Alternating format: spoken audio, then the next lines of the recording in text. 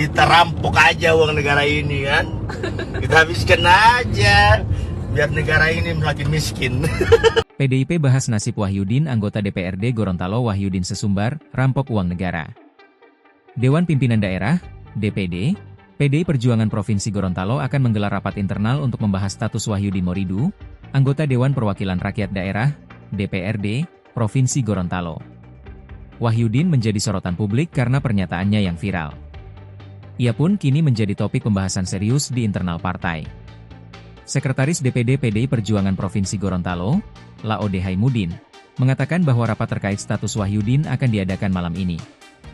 Nanti malam kami akan rapat, ujar Laode saat dikonfirmasi tribungorontalo.com pada Jumat, 19 September 2025.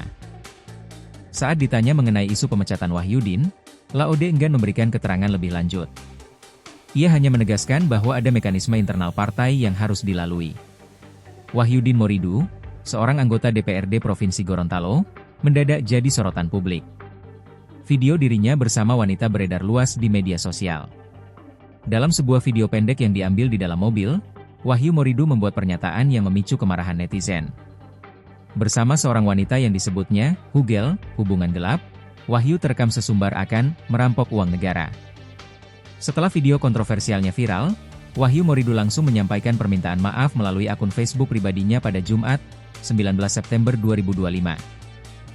Ia mengakui bahwa perbuatannya telah membuat kegaduhan di masyarakat dan menegaskan bahwa hal itu murni kesalahannya.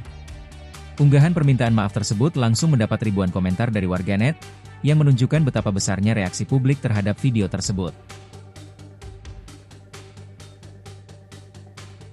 Download Tribun X sekarang, menghadirkan lokal menjadi Indonesia.